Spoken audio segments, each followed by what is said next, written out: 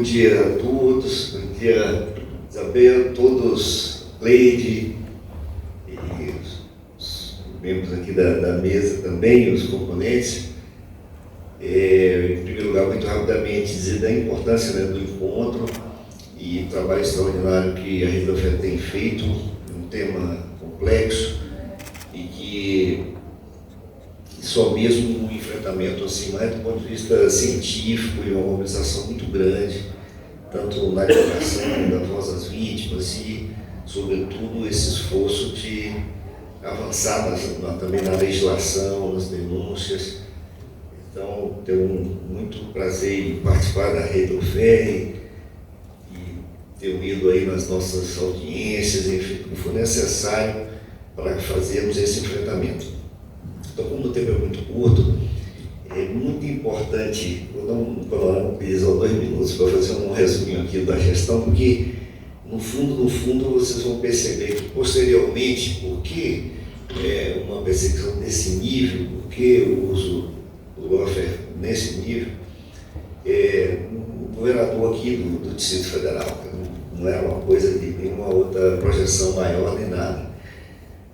Como eu fui deputado distrital por um mandato, fui 3 vezes deputado federal, fui ministro, fui diretor da Anvisa, e da última vez sou servidor público aqui do Distrito Federal, da Secretaria de Saúde, e trabalhei na Fiocruz também. E, como governador, esse foi um mandato muito especial aqui, modéstia à parte, da gestão do PT aqui no Distrito Federal, porque foi um período que nós erradicamos o analfabetismo. Então, a primeira coisa, nós erradicamos o analfabetismo. Num mandato, que a gente não fez apenas uma política de redução de analfabetos no Distrito Federal. Percebemos que era possível uma grande mobilização mesmo com o Fórum EJA, com a universidade, com o UNB, com nossos professores, com nossa rede, remunerando toda a cadeia. Até quem quem fazia o curso recebia uma pequena bolsa, né? Coordenadores, todo mundo. Então, tem que ter investimento para atingir o objetivo dessa ordem. Nós conseguimos, ganhamos o selo Território Livre do Analfabetismo, que é a primeira capital do Brasil a ter esse selo. Brasília é a cidade mais desigual do Brasil. Mais desigual, a capital do Brasil é a mais desigual do Brasil. Então, durante o nosso mandato, foi o único período que deixou de ser, porque a gente fez uma política de combate à pobreza e extrema pobreza, que no mandato nós erradicamos a pobreza e extrema pobreza, com uma parceria com o governo federal, na política, né, de combate à desigualdade. Cada real que o governo federal botava muito, então nós dobramos os recursos, fizemos busca ativa, as pessoas que estavam isoladas, nós conseguimos erradicar a pobreza e extrema pobreza em um mandato. Fizemos as creches públicas que não tinham na capital do Brasil creche pública. Fiz 57 creches públicas, tempo integral, 5 refeições, com berçário, com cozinha industrial, etc. Fiz todas as UPAs, que não existia nenhuma UPA aqui. Fiz o Hospital da Criança, que hoje é uma referência. Um dos processos que eu recebo do Hospital da Criança, ganhei no ano passado. Hoje tem 10 anos de construção do Hospital da Criança, já atendeu 7 milhões de crianças, uma referência nacional. Tempo integral, botei uma cidade toda de tempo integral, e depois, quando acabei o mandato, metade da cidade estava em tempo integral das escolas públicas. Enfrentei o cartel do transporte, fiz licitação, com 57 anos que não tinha sido feito, enfrentei o cartel do transporte aqui, enfrentei o cartel do lixo, que eu fiz licitação porque era controlado pela contravenção, enfrentei os grileiros, fiz política pública política de habitação, peguei 25 mil unidades de casas e apartamentos de excelentes níveis, inclusive para a faixa 1. Enfim, poderia ter falado aqui, não é o caso, aqui era só um resumo para vocês verem onde é que eu meti a mão do vespeiro, de vários grandes vesperos. Quando terminou o mandato, até o mandato que as ações que vinha, a gente democraticamente fazia defesa, então resolveu mandar, acabou o mandato, foi uma enxurrada de processo. O primeiro com a condenação no TSE de abuso de poder, abuso de poder político porque teve um site que anunciou, um site do GDF que anunciou, o funcionário botou, não tinha nada assim de tanto exagero, mas que está anunciando a entrega de habitação e é o melhor programa de habitação no Brasil, exagerou na tinta, só isso. Isso é uma coisa como essa, é um abuso de poder, sendo que eu não fui eleito, não fui por segundo turno da eleição. Como era que caracterizava o abuso? Como é que foi beneficiado do abuso do poder? E no julgamento, já era nesse período ali, antes do afastamento da Dilma, que eles me condenaram que era já para tirar para a próxima eleição, e liberaram o meu vice-governador. Então, como é que uma chapa podia ser beneficiada e o governador foi beneficiado e o vice-governador não, se a chapa é uma? Mas já era uma preparação de uma estratégia na condenação da Dilma, condenar a Dilma e liberar o Michel Temer. Então, eles criaram um precedente no meu caso. Isso foi o único caso, mas era uma tese tão estrúxula e absurda que não ficou no caso da Dilma, teve que liberar a Dilma junto com o Michel, como podia condenar dentro do golpe que foi feito aqui. Muito bem, essa foi a primeira logo para tirar da eleição, e depois foi uns 30 processos, um atrás do outro, né? E o mais grave, em 1 ano e meio, pediram a minha prisão. Pediu a prisão, estava morando aqui em Brasília, trabalhando na Fiocruz, na UNB, e pede a prisão. Quando eu perguntei, o delegado chegou lá e tal, ele falou, não, é para investigar, é uma prisão para investigar. E era uma acusação sobre a construção do Estádio Nacional Mané Garrincha aqui. Então, você imagine, você é um servidor público, né, que esses mandatos todos nunca teve processo nenhum. A primeira coisa que nunca não ouviu, não tinha processo, não era réu, a primeira medida pedia a prisão. Ficou 7 dias preso. No habeas corpus, o juiz perguntou qual é o motivo da prisão. Tinha que ter uma corrupção generalizada na construção dos estádios no Brasil. Qual é o motivo da prisão do cidadão, Wagner Queiroz? Não é uma coisa generalizada. Aí é evidente que ele concedeu, não só concedeu, como ele botou o artigo de prisão, da prisão temporária, ipsilito no despacho, como se estivesse tratando com um analfabeto. Falou assim, não é aceitar o artigo tal, botou ipsilito, onde é que cabe? Qual é o item que cabe na prisão? Qual é o item? O A, o B, o C, qual é desse artigo aqui da sua prisão? Onde é que cabe essa prisão? E evidente que foi, nesse processo, esse assunto foi absorvido por unanimidade, agora recentemente, depois desse período todo, e junto com uma quantidade assim, você tem 30, tudo que foi feito, processo, construiu o Hospital da Criança, processo, construiu o Centro Administrativo de Brasília, não tinha motivo nenhum, foi um decreto isentando o Centro Administrativo de Brasília de cumprir um relatório de trânsito. E nem precisava, porque o abismo do Centro Administrativo, que é uma PPP, era um abismo separado e parcial, então não precisava daquilo. Mas tinha que arrumar alguma coisa para tentar fazer o processo. E uma PPP não tem R$1 de dinheiro público. E tem um metrô na porta, que está aí parado até hoje no preço hospital. Aí fazer uma reforma do autódromo.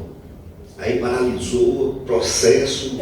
Então, ganhei agora por unanimidade, mas ficou parado no prejuízo da cidade por 11 anos. Agora ganhei por unanimidade. Então, aí lá vai, rapidamente. Não dá para citar todos, assim, só uns mais escandalosos, assim, tudo. O BRT Sul, que eu fiz, é um corredor aqui exclusivo, que é seguramente muito orgulho, é o melhor corredor de transporte público desse país, que não tem cruzamento, aqui, Gama Santa Maria. Aí também ganhei agora também da Justiça Federal recentemente, tem um ano.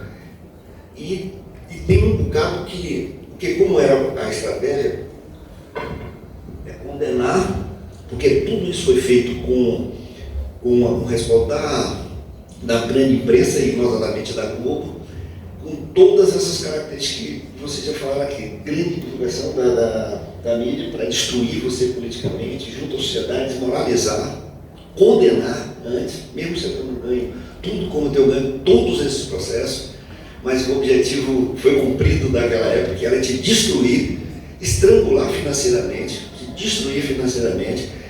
E meus bens estão, em 2017, estão indisponíveis até hoje. Tudo indisponível, não tem quase nada, sou um servidor e funcionário, portanto eu e minha mulher é médica também, então nós temos uma casa que nós moramos, 2 pequenos apartamentos, um apartamento financiado que meu filho mora em São Paulo, tudo indisponível, desde esse período, continua a perseguição até hoje, porque agora recentemente estão tentando pedir uma devolução do Ministério Público daqui, que eu devolva dinheiro no período que eu trabalhei na Fiocruz, 40 horas. O período que eu trabalhei na Fiocruz, eu devolva o período. E continua. Então, essa estratégia de desmoralizar junto à opinião pública, de condenar antecipadamente, né? Não existe uma fé sem a mídia é peça fundamental dessa engrenagem, peça fundamental, indispensável dessa engrenagem. Não existe a possibilidade de ter uma fé, porque tudo combinado aqui já foi, vários relatos já foram, não vou bater para não demorar muito. Mas primeiro isso, a imprensa chega primeiro na sua casa, para vocês terem uma ideia, eu ganhei vários projetos, eu fui processado porque dei aumento ao servidor público do Distrito Federal. Recomposto salarial de ser o único governador da história do país que foi processado por ter dado aumento. Ganhei, teve uma grande repercussão, ganhei os processos tudo, porque mostrou que estava tudo legal, foi ali aprovado na Câmara aqui, a legislativa antes, normal. Aí sabe o que fizeram? Isso vale a pena botar um segundo, mas vale a pena você ver o instrumento do Lofé clássico. Aí o Ministério Público pediu uma busca e apreensão na minha casa, que era uma investigação na Secretaria de Saúde, isso em plena pandemia 2020, de uma investigação que eles fizeram de uma compra de imóveis na Secretaria de Saúde em 2014, no último ciclo, quando eu saí, no último ano que eu saí do governo. Eu não sabia nem da compra, desses imóveis, biombos, essas coisas, que lá tem um departamento que faz rotina. Aí conseguiu uma busca, tentou a busca, a justiça não deu, aí pediu a Vivo um bocado de telefone, e apareciam os telefones com meu nome, meu CPF, 8 linhas e uma pancada de linhas, como é que chama? Linhas de telefone, né, e números com meu CPF e meu nome, espalhado pelo Brasil, esses telefones. Manaus, Pernambuco, São Paulo, a Vivo, ou a própria reiterar a Vivo, ou a própria Anatel, se vier que isso é uma fraude de utilização de um nome e um CPF de uma pessoa pública. Eles botaram isso, como pegaram esse negócio, falaram que era comunicação de criminoso, que eu tinha vários telefones, e pediu a busca e apreensão na minha casa, foi lá com a imprensa, isso saiu até no Jornal Nacional, entraram na casa do minha sogra com 85 anos de idade, em plena pandemia, entraram no quarto dela, tudo isso com relação a essa. E aí, parte de vocês que fizeram isso, claro, não tinha absolutamente nada com essa medida de investigação, eles queriam me dar um troco, porque eu tinha ganho uns 2 ou 3 processos anteriores, grandes, inclusive um aqui dos atacadistas, e nem denúncia foi feita. Entra na sua cara, imprensa na porta, sai no Jornal Nacional, em todo lugar, faz um esqueceu, absolutamente, nem denúncia foi feita. Nem denúncia, porque eu não tinha nada. É tão pesado que a gente fica com vontade, não conta mais não, que a gente não está... Não, é barbaridade, não é total, mas eu encerro, porque realmente os exemplos são importantes para essa luta nossa contra o Lofé, e é claro, tem um exemplo assim, mais gritante do que um dos bons casos da UFEC, que é o do presidente Lula, etc., mas várias outras lideranças do PT foram no Brasil inteiro e de outros partidos também, Pinheiro e tantas outras pessoas, e em muitos casos os anônimos também, que são dirigentes, que a gente precisa dar voz.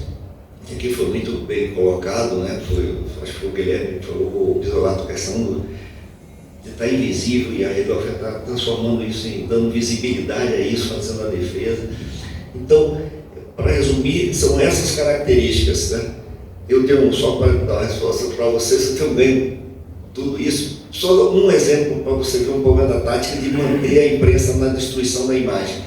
Desses 30 processos, tem 9 que eram acusação de nepotismo. Pegava 2 casos de alguém, de 2 parentes no governo, e processava o governador por nepotismo, por improbidade administrativa. Você imagina uma coisa dessa? É claro que esses aí não passavam na primeira instância, porque o juiz mesmo já negava, porque é um absurdo tão grande. Teve um caso que, aqui no Jardim Botânico, que 2 servidores se encontraram e casaram depois que se encontraram. Respondi com improbidade administrativa. Não importa, era que cada um desses, era cada um de uma vez na imprensa, no jornal, e cada anunciava, fazia a denúncia do projeto de processo não, saía no jornal, saía na Globo, etc. Tal, mesmo que em seguida nem não passaram na primeira instância. Nesses casos, são 9 casos semelhantes, que inclusive todos foram detectados pela minha Secretaria de Transparência durante o meu governo. Fui processado por improbidade, mas não importa, era a destruição da imagem permanente da pessoa, estrangulamento, isso que é o objetivo do Lawfare. E aí, concluindo, só para dizer que ganhei tudo isso, 25 processos como esse, os 2 isso, como eu falei agora, da água do salário, e essa que é a estratégia nefasta, né, desse instrumento violentíssimo de destruição da reputação, da imagem, da família, estrangulamento completo econômico das pessoas, que passam esse tempo inteiro tendo que responder dezenas de vezes. Das estratégias justamente é o acúmulo de acusação, uma das estratégias, né? Enfim, então é isso que eu queria compartilhar com você. Bárbaro, absolutamente bárbaro, isso aqui é impossível retratar. O Bisolato trouxe um pouco aqui, mas é um sentimento, todos nós como vítimas da violência contra a família. Imagine cada coisa dessa, eles investigavam também minha família inteira, ninguém não tinha nada com isso. O irmão que era funcionário do Supremo foi investigado, destruição completa de toda a família investigada. Minha mãe, 82 anos de idade, investigada, uma coisa assim bárbara, para te destruir, para aniquilar, para destruir a sua coluna cerebral. Não faz isso porque nós tínhamos absolutamente consciência de que se tratava de uma estratégia política clara, porque pela introdução que eu dei, dá para identificar que nenhum projeto que interrompeu o projeto popular e democrático do PT no Brasil não podia ter um governo no Distrito Federal que desse certo, que fosse vitrine de política pública. E se cuidou de destruir aqui também. Mas a gente agradece muito a você pelo caso do